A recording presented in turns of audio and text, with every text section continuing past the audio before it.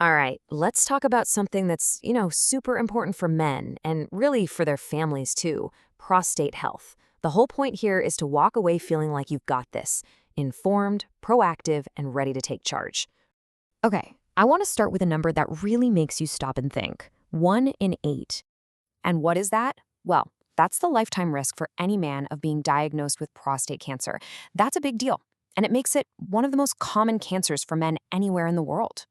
So when you hear a number like that, it's easy to feel a little overwhelmed.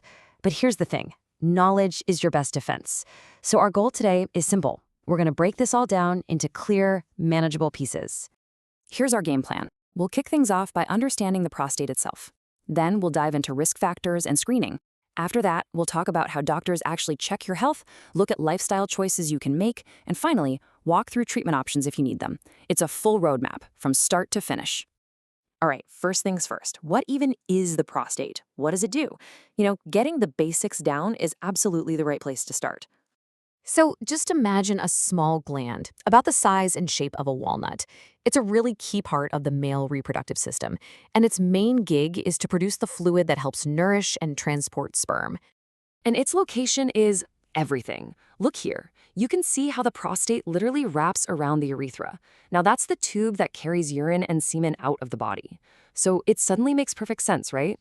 This is why if the prostate gets enlarged or has a problem, you often see urinary symptoms. It's all because of that super strategic and very snug placement. Okay, so now that we know what it is, let's make this personal. This is all about understanding your specific risk profile and figuring out when it's time to start talking to your doctor about screening. So, what actually increases your risk? What are the things you really need to have on your radar? Well, a really important thing to get right off the bat is that some of these risk factors are just, well, out of our hands. Age is the number 1 driver. Your risk goes up quite a bit after 50. Then there's family history, which is huge. If your dad or brother had it, your own risk basically doubles. And we also know that, for a variety of complex reasons, Black men are at a significantly higher risk, and certain genetic mutations can play a role too. Okay, so with all that in mind, when should you actually get screened? What you're seeing here are guidelines from some of the major health organizations. And yeah, they're slightly different, but they all point to the same core idea. This is a conversation. It's a shared decision you make with your doctor.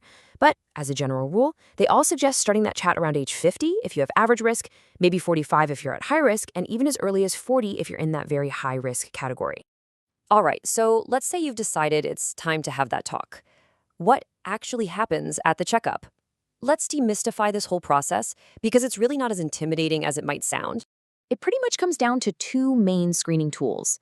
The first is a simple blood test called a PSA test, and the second is a physical exam, which is known as the digital rectal exam, or DRE. These 2 are really the first line of defense when it comes to checking on your prostate's health. So that PSA test, what's it looking for? It's measuring a protein in your blood called, you guessed it, prostate-specific antigen. Now, this is so important to understand. If your level is elevated, it does not automatically mean you have cancer. It can be a sign of other things too, totally benign conditions. It's best to think of it as just a flag, an indicator that says, hey, maybe we should take a closer look. Okay, let's shift gears now to the part where you are absolutely in the driver's seat.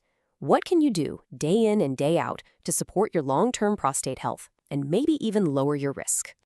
And you know what's great? The advice here isn't anything crazy. It's pretty much the same stuff that's good for your overall health.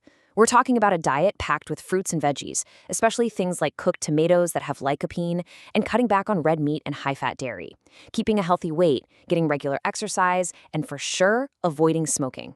These are all incredibly powerful, proactive things you can do. And finally, what happens if a screening does find something? What's the path forward? Let's walk through the treatment options because they're way more personalized and advanced than they used to be. The very first step is what's called staging. Doctors use this process to figure out if the cancer is just inside the prostate or if it is spread. And as you can see, that stage is really the most critical piece of information for deciding what to do next. So for cancers that are caught early, there are generally 3 main paths. For some really slow-growing ones, doctors might recommend active surveillance, which is basically just keeping a close eye on it without immediate treatment. Then for more serious cases, you've got surgery to remove the gland, that's a radical prostatectomy, or radiation therapy, which uses these super targeted high-energy rays to go after the cancer cells. Now, if there is one single slide that I want you to really take in, it's this one right here, because the message is just incredibly powerful and honestly super hopeful. Look at these numbers. If prostate cancer is caught early, while it's still local or just in the nearby region, the 5-year relative survival rate is nearly 100%. That statistic right there is exactly why catching it early is, well, it's everything. And that brings us to maybe the most important takeaway of this whole discussion. In the early stages, you often don't feel a thing. No symptoms. You can feel totally fine, completely healthy. That's why screening is so critical. It's the one tool that lets you get ahead of the game to find a potential problem long before it announces itself. So, what's the bottom line? It's this: knowledge, taking proactive steps, and starting those conversations early, those are your absolute best allies on this journey. The real question isn't whether you should be worried. The real question is, are you ready to get informed and take control of your own health?